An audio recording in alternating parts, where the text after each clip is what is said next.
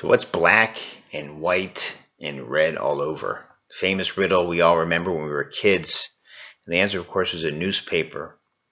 Or perhaps in this week's Parsha, as we revisit some of the names Rivka, Lavan, Esav, and Yaakov, we can come with perhaps a different answer to that same riddle. When we're reintroduced to Rivka in this week's Parsha, she's introduced as the sister of Lavan.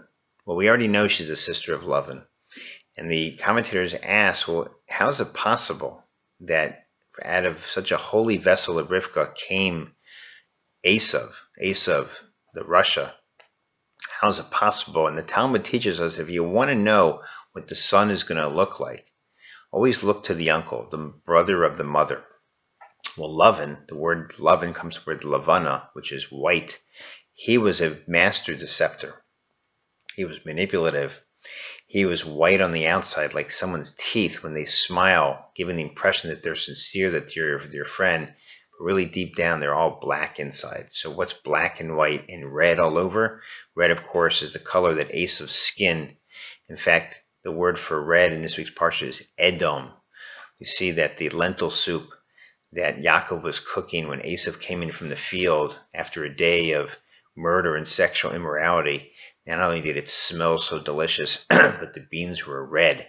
When Esav saw the color of the beans, he said, "Give me some of that red stuff," and opened up his mouth like a camel, and they just poured down the bowl of soup down his mouth, so all full of just hunger and taiva, like a behemoth, like an animal.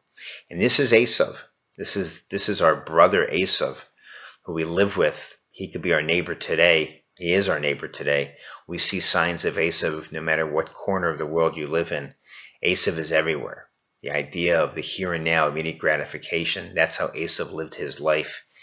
Edom, he was all about the here and now, the ritzy color of red.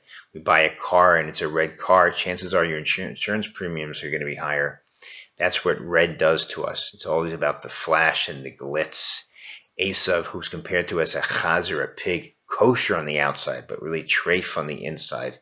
The women that he married had kosher names, Basmas and Yehudis, but we know that they served idol worshiping. In fact, we know that Esav's parents, Yitzchak and Rivka, hated them. Again, kosher names, but treif on the inside. This is what Esav was.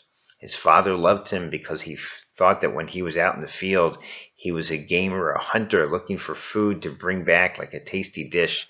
But we know that really what he was doing, he was killing and he was involved with sexual immorality. Always trying to give the appearance that he was kosher, but very much treif on the inside. And we look at this world, Olam Hazeh, the world wants to appear to us like it's kosher, like this is the world. It should be all about money and women and just expressing your taivas and all your passions, but really deep down a Jew knows that what's important is the kol Yaakov. It's the voice. It's that inner panemius. It's that neshama. That's what the world's all about, trying to have a deeper connection to something meaningful in life. This is now the Chodesh of Kislev, of Hanukkah, one of the most beautiful holidays on the calendar, as we have now a few weeks to get ready for Hanukkah, as we look at the candles, look at something deeper, fire, something more real that's supposed to connect us to our own neshama. That really gives expression into this world, not the glitz, not the redness, not the signs of Esav, but the cold, trying to find that inner voice of Yaakov. That's what a Jewish expression is. That's what Jewish beauty is. And so we have to appreciate the difference between the signs of black and white and red all over and the voice of the neshama, of the fire, of the flames of Hanukkah. We should keep that in mind as we get closer to the holiday this week and this month in Chodesh Kislev, to remember that our brother is called Esav, but he's really our enemy, and that our friend is Yaakov. That's our brother. That's where we come from. That's what we need to connect to. Good Shabbos.